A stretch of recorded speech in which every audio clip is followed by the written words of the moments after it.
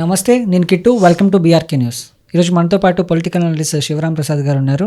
ఒకసారి సార్తో మాట్లాడదాం. నమస్తే సార్. నమస్తే. సో పాకిస్తాన్కి ఇండియాకి యుద్ధం జరుగుతుంటే మధ్యలో అమెరికా మొన్న ఏం చెప్పింది, వాళ్ళు తేల్చుకోవాలి, మాకు సంబంధం లేదని చెప్పి మళ్ళీ వెంటనే రియాక్ట్ అయ్యి వెంటనే ఒక మీటింగ్ పెట్టేసి యుద్ధం ఆపేయాలని ఎందుకు చెప్పిందంటారు? అంటే జేడీ వాన్స్ ముందు చెప్పాడు ఏమని, భారతదేశము పాకిస్తాను అది వాళ్ళ ఇంటర్నల్ ఇష్యూ, వాళ్ళు మా చర్చల ద్వారా పరిష్కరించుకోవాలని ఇప్పుడు 9వ తారీఖు ఇప్పుడు చెప్పాడు. అవును. ఆ తర్వాత 9వ తారీఖు తర్వాత 10వ తారీఖున అమెరికా ఎంటర్ అయ్యేలోపు ఏం జరిగింది? ఆ కొద్ది సమయంలో మన బ్రహ్మోస్ క్షేపణంలో వెళ్ళి వాళ్ళ 11 ఎయిర్ బేసెస్ని డిస్ట్రాయ్ చేసేసినాయి. దాంట్లో ఒకటి రావల్పిండి, వాళ్ళ మెయిన్ ఆర్మీ బేస్ పక్కన ఉన్న నూర్ ఖాన్ ఎయిర్పోర్ట్. అది వాళ్ళ ఆర్మీ బేస్ అసలు రావల్పిండే పాకిస్తాన్ ఆర్మీ బేస్. అది వాళ్ళ ఆర్మీ హెడ్ క్వార్టర్స్ అదే. ఆ హెడ్ క్వార్టర్స్ పక్కనే ఉన్న నూర్ ఖాన్ ఎయిర్ బేస్ని మామూలుగా కాదు డిస్ట్రాయ్ చేసి పడేసింది. తర్వాత మీకు పాకిస్తాన్లో ఉన్న దాదాపు ఇంకా మిగిలిన 11 ఎయిర్పోర్ట్లని ధ్వంసం చేసింది. అన్ని మిలిటరీ ఎయిర్పోర్ట్లే. తర్వాత వాళ్ళ డిఫెన్స్ సిస్టమ్ మొత్తం డిస్ట్రాయ్ అయిపోయింది. అంటే వాళ్ళ ఎయిర్ డిఫెన్స్ అనేది ఇక పోయింది. వాళ్ళకి గగనతల రక్షణ వ్యవస్థ అనేది ఉంటుంది కదా, అది మొత్తం డిస్ట్రాయ్ అయిపోయింది. అంటే ఏంటి, వాళ్ళ పాకిస్తాన్ ఎయిర్ మొత్తం ఓపెన్ టు స్కై, అంటే ఓపెన్ టు ఇండియన్ అటాక్. ఇంకా వాళ్ళు ఆపటానికి అవకాశం లేని పరిస్థితి. మొట్టమొదటి అంటే ఏం అర్థమైందంటే, ఈ బ్రహ్మోస్ క్షిపణి దాడితో అంటే సుఖోయ్ 30 నుంచి విమానాల నుంచి దాన్ని ప్రయోగించవచ్చు. ఇక్కడ ఇప్పుడు ప్రస్తుతం దాని రేంజి 800 కిలోమీటర్లు. ఓకే. దాన్ని నెక్స్ట్ బ్రహ్మోస్ 2 అనేది డెవలప్ చేస్తున్నది 1500 కిలోమీటర్ల రేంజి. దాని తర్వాత బ్రహ్మోస్ 3, బ్రహ్మోస్ నెక్స్ట్ జనరేషన్దే చేస్తున్నారు. అది స్టెల్త్ టెక్నాలజీ అన్నమాట. అంటే ఇంకా రాడార్లకి దొరకదు, అది వస్తున్నట్టు కూడా తెలియదు. ఓకే. ఆ విధంగా దాన్ని బ్రహ్మోస్ డెవలప్ చేస్తున్నారు. ఫస్ట్ టైం బ్రహ్మోస్ని ప్రయోగించింది ఇక్కడే, ఈ వార్లోనే. ఇంతవరకు దాన్ని బ్రహ్మోస్ అనేదాన్ని మనం ప్రయోగించాల. దాని బలం ఏంటి, దాని డిస్ట్రక్షన్ కెపాసిటీ ఏంటి అనేది మొట్టమొదటిసారి అర్థమైంది. అంటే ఇది ఎందుకు జరిగింది అసలు, ఈ బ్రహ్మోస్ను కూడా ఎందుకు ప్రయోగించాల్సి వచ్చిందంటే, ఇప్పుడు వాళ్ళ పాకిస్తాన్కి బ్యాలిస్టిక్ మిసైల్ ఉంది, ఇది ఫతా 11. ఓకే. దాన్ని ప్రయోగించారు ఢిల్లీ మీదకి. ఇది 9వ తారీఖున దాన్ని ప్రయోగించారు. దాంతోపాటు అనేక మిసైల్స్ని ప్రయోగించారు. 8, 9 మిసైల్స్ వచ్చినాయి. వాటిలన్నింటినీ ఇప్పుడు ఈ ఫతా వాళ్ళు ఏదో గొప్పగా చెప్పుకునే మిసైల్ అది. దాన్ని మన డిఫెన్స్ సిస్టమ్ ఏం చేసింది, F-420 400 ఇవన్నీ వాళ్ళ గగనతానంలోకి వెళ్ళి, అంటే పాకిస్తాన్ టెరిటరీలోకి వెళ్ళి మన టెరిటరీలోకి ఆ ఫతా క్షిపణి రాకుండానే అక్కడికే వెళ్ళి ధ్వంసం చేసేసింది. ఒకటి వాళ్ళకి అర్థమైంది, అంటే ఇండియన్ ఎయిర్ డిఫెన్స్ అంటే air drome, Indian air drome అనేది అసలు దాన్ని మనం దుర్భేద్యంగా ఉంది, దాన్ని మనం ఛేదించలేమనేది ఒకటి అర్థమైపోయింది. రెండోది వాళ్ళ ఎయిర్ డిఫెన్స్ అనేది మొత్తం డిస్ట్రాయ్ చేశారనేది అర్థమైపోయింది. ఇది చైనా ఇచ్చిన HQ-9 వాళ్ళది. మనమేమో రష్యా దగ్గర నుంచి S-400 తీసుకున్నాం. S-400 తీసుకుని మళ్ళీ దాన్ని మన ఇండియన్ కండిషన్స్కి సరిపడా రష్యా ఇండియన్ DRDO కలిసి దాన్ని మళ్ళీ డెవలప్ చేసాం కండిషన్స్కి సరిపడా. ఆకాష్ మిసైల్స్ని దాంట్లో మనం రీఇన్ఫోర్స్ చేసాం. S-400లో దాని ద్వారా ప్రయోగించేవి ఆకాశ క్షిపణులు కూడా ఉన్నాయి దాంట్లో. అంటే ఇండియా ఆ విధంగా ఏంటంటే మన రక్షణ వ్యవస్థని దుర్భేద్యం చేసుకున్నాం. అంటే మన యాంటీ డ్రోన్ టెక్నాలజీ ఒకటి, అలాగే ఈ ఏది ఎయిర్ డ్రోమ్ ఒకటి, ఈ రెండు కూడా మనం ఆల్మోస్ట్ దాన్ని ఎవడో దాన్ని ఛేదించే అవకాశం లేని విధంగా డెవలప్ చేసాం. అందుకనే వాళ్ళు ఒకే రోజులో 400 పైన వాళ్ళు డ్రోన్స్ని ప్రయోగించారు ఇండియా మీద. ఏమవలా, డ్రోన్స్ అన్నీ ఇదైపోయినాయి. పాకిస్తాన్ దగ్గర నుంచి ఇది మన చైనా వాళ్ళ మిసైల్స్ వచ్చినాయి, అది కూడా మనం చూపించారు కదా, చైనా మేడ్ మిసైల్ అది ప్రయోగం, అది సక్సెస్ అవ్వాల. అన్నిటినీ మనం కూల్చేసాం. అవును, పాకిస్తాన్ ప్రయోగించిన 9 పైన మిసైల్స్ అన్నీ కూల్చేసాం. అంటే ఇండియన్ మన రక్షణ కవచాన్ని ఛేదించలేమనేది పాకిస్తాన్కి అర్థమైపోయింది. తర్వాత ఎప్పుడైతే పాకిస్తాన్కి సంబంధించి పంజాబ్ ప్రావిన్స్లో కూడా, అంటే పంజాబ్ ప్రావిన్స్ 100 కిలోమీటర్స్ ఇంకా దూరం కూడా వెళ్ళి వాళ్ళ ఎయిర్ బేస్ని మనం స్ట్రైక్ చేసిన తర్వాత ఆల్మోస్ట్ ఎయిర్ ఫోర్స్ నిర్వీర్యం అయిపోయింది వాళ్ళది. అక్కడ మన ఐఎన్ఎస్ విక్రాంత్, విక్రమాయిచి అన్నీ రెడీగా ఉన్నాయి, ఎప్పుడు చెప్తే అప్పుడు నేవల్ అటాక్కి రెడీగా ఉన్నాయి. ఎల్ఓసి దగ్గర మొత్తం ఇండియన్ ఆర్మీ అంతా రెడీగా ఉంది. ఏ క్షణం చెప్తే అప్పుడు వాళ్ళు దాడి చేయడానికి ఇండియా సిద్ధంగా ఉంది. ఇక్కడ ఎప్పుడైతే ఇవన్నీ జరిగినాయో వాళ్ళకి అర్థమైంది ఏంటి, ఈ బ్రహ్మోస్ క్షిపణికి సమాధానం లేదు.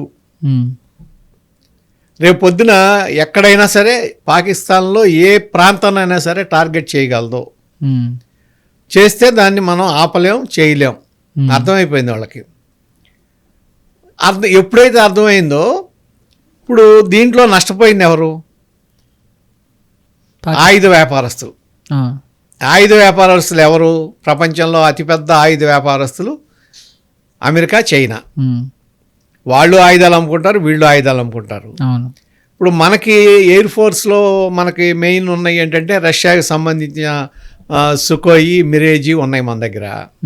తర్వాత ఈ మధ్యనే మనం రఫేల్ యుద్ధ విమానాలు పాకిస్తాన్ నుంచి, అయితే మన ఫ్రాన్స్ నుంచి తీసుకున్నాం. అయితే ఆ ఫ్రాన్స్ నుంచి తీసుకునేటప్పుడు యుద్ధ విమానాలతో పాటు టెక్నాలజీ కూడా వాళ్ళ దగ్గర నుంచి కొన్నాం మనం. ఓకే, వాళ్ళ అగ్రిమెంట్ ఏంటి, ఆ రఫేల్ యుద్ధ విమానాలు తర్వాత ఇండియాలో దాన్ని మ్యానుఫ్యాక్చర్ చేయాలి, ఆ అగ్రిమెంట్ మీద కొన్నాం. సో ఇప్పుడు పాకిస్తాన్ దగ్గర ఏమున్నాయి, F-16 ఉన్నాయి. ఇది అమెరికన్ అడ్వాన్స్డ్ టెక్నాలజీ అనుకుంటున్నారు. ఇది గతంలో 1965లో 64-65 వారప్పుడు ఏది శాబర్ జెట్లు, అట్లాగే పఠాన్ యుద్ధ ట్యాంకులు, ఎట్లాగైతే అది ప్రపంచంలో అత్యుత్తమం అన్న వాటిని ఆ యుద్ధం తర్వాత ఆ పేరు అనేదే మర్చిపోయారు ప్రజలు. ప్రపంచం మర్చిపోయింది, ఎందుకంటే అంత ఆ విధంగా డిస్ట్రాయ్ చేశారు వాటిని మన ఇండియన్ ఆర్మీ. ఇవాళ ఈ చైనాకి సంబంధించిన F-15, లేకపోతే ఈ చైనాకి సంబంధించిన J-10, అట్లాగే JF-17, ఈ రెండింటిని కూడా వీటిని ఇండియన్ ఎయిర్ ఫోర్స్ కూల్చేశారు అనేది ఒకటి వచ్చింది. రెండు విమానాలను కూల్చారని వాళ్ళ పాకిస్తాన్ సంబంధించిన వాళ్ళ ఆర్మీనే ప్రకటించింది. తర్వాత F-16 కూలిపోయింది అంటున్నారు, కానీ దాన్ని ఇంకా ఏది నిర్ధారణ చేయట్లా.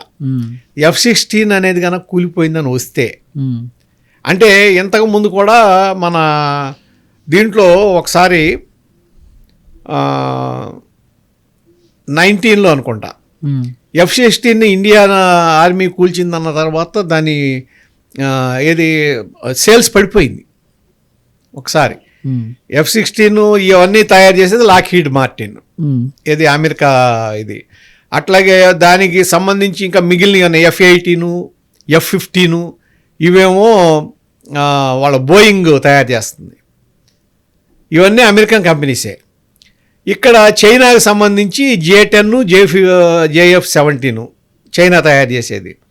అట్లాగే HQ-9 ఈ ఏది ఈ గగనతల రక్షణ వ్యవస్థ ఉంది కదా, ఇది చైనాది. ఇవన్నీ ఫెయిల్ అయిపోయినాయి. ఇప్పుడు F-16 కూడా కూల్చింది అనేది నిర్ధారణ అయిందనుకోండి, ఉమ్. అప్పుడు వాళ్ళ వ్యాపారం అనేది పూర్తిగా పడిపోతుంది.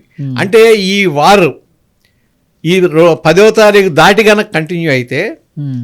పాకిస్తాన్ పరిస్థితి ఏంటి? ఇండియన్ అటాక్ను తట్టుకునే పరిస్థితి లేదు వాళ్ళకి. అవును. రేపు వాళ్ళ F-16 పనిచేయు, ఉమ్. వాటిని మన వాళ్ళు కూల్చేశారనుకోండి, అప్పుడు దాదాపు ఏమవుతుంది, కొన్ని లక్షల కోట్లు నష్టం జరుగుతుంది ఆ కంపెనీలకి. అవును. ఎందుకంటే ఇంకా ఆ బ్రాండ్ని ఎవరో కొనరు. ఉమ్. ఆ పరిస్థితి రాకుండా ఆపటం కోసమే తొందరపడ్డారు. ఓకే.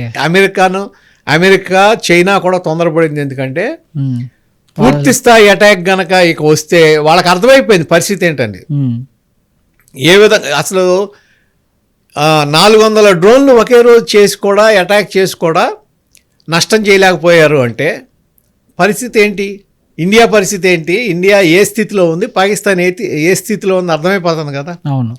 ఎప్పుడైతే ఎప్పుడైతే ఆ పరిస్థితి వచ్చిందో, ఇప్పుడు వాళ్ళ తయారు చేసేవన్నీ, ఇప్పుడు లాక్హీడ్ మార్టిన్ కానీ, ఈ బోయింగ్ వాళ్ళు కానీ తయారు చేసే F-16 కానీ, అట్లాగే చెంగ్యూ కార్పొరేషన్ ఏదో చైనా, వాళ్ళు తయారు చేసే ఈ J-10 లేకపోతే JF-17 విమానాలు కానీ, వీటిని ఎవడో కొనడం. అంటే అల్టిమేట్గా నష్టపోయే దేశాలే ఈ యుద్ధం వలన అమెరికా, చైనా, పాకిస్తాన్ ఒక విధంగా ఏదంటే డైరెక్ట్ అటాక్ వాళ్ళకి. ఆర్థికంగా నష్టపోయేది ఆ 2 దేశాలు. అవును. At the same time super పవర్గా ఎదిగేది ఏది? ఇండియాలో కూడా రెండోది ఏంటి? ఇండియాకి సపోర్ట్ చేసింది ఏంటి? రష్యా. అంటే Russian technology, Indian technology plus Israel technology కొంత వచ్చింది మనకి. ఏది? గగనతల రక్షణకు సంబంధించి. అప్పుడు ఈ మూడిటికి డిమాండ్ పెరుగుతుంది. ఇవాళ ఇండియాలో కూడా ఏది రక్షణకి సంబంధించిన వాటిని అమ్మే స్టేజ్కి ఇండియా కూడా వస్తుంది. మనం కూడా తయారు చేస్తాను. అంటే ఈ దీనికి సంబంధించి ఈ వీటికి సంబంధించి మనం కూడా పోటీదారుగా ఎదిగే పరిస్థితి వస్తుంది. అవును. అప్పుడు అది నష్టం ఎవరికి? ఆ 2 అగ్రదేశాలకి నష్టం. కాబట్టి ఇమీడియట్గా ఆ యుద్ధాన్ని ఆపాల్సిన అవసరం ఉంది. కాబట్టి ఆ ముందు రోజున జేడీ వాన్స్ గారు వాళ్ళిద్దరూ మాట్లాడుకోవాలన్న దాని నుంచి వెంటనే రియాక్ట్ అయ్యి కల్పించుకొని మీరు యుద్ధ విరమణ చేయండి అని పాకిస్తాన్ మీద ఒత్తిడి తీసుకొచ్చి చేయించింది కారణం అదే. అంటే అల్టిమేట్గా దీనికి ఏంటంటే వాళ్ళ అగ్రదేశ ప్రయోజనాలు దానికోసం. అంటే పాకిస్తాన్ పరిస్థితి కూడా ఆ రోజున యుద్ధం చేసే పరిస్థితి లేదు ఇక. అవును. వాళ్ళ పార్లమెంట్లోనే ప్రధాని చెప్పింది చూసాం. ఇన్ని లక్షల కోట్లు అవుతుంది యుద్ధం చేయాలంటే, మన దగ్గర డబ్బులు లేవు, ఆయుధాలు తగ్గిపోయినాయి, ఇవన్నీ ఇవన్నీ తెలిసిన వాళ్ళు ఉగ్రవాదాన్ని ఎందుకు పెంచి పోషించారు? ఎందుకు భారతదేశం మీద దొంగదాడులు చేయాలని ట్రై చేస్తున్నారు? ఇవన్నీ చేయకుండా వాళ్ళ దేశాన్ని వాళ్ళు డెవలప్ చేసుకోవచ్చు కదా. అవును.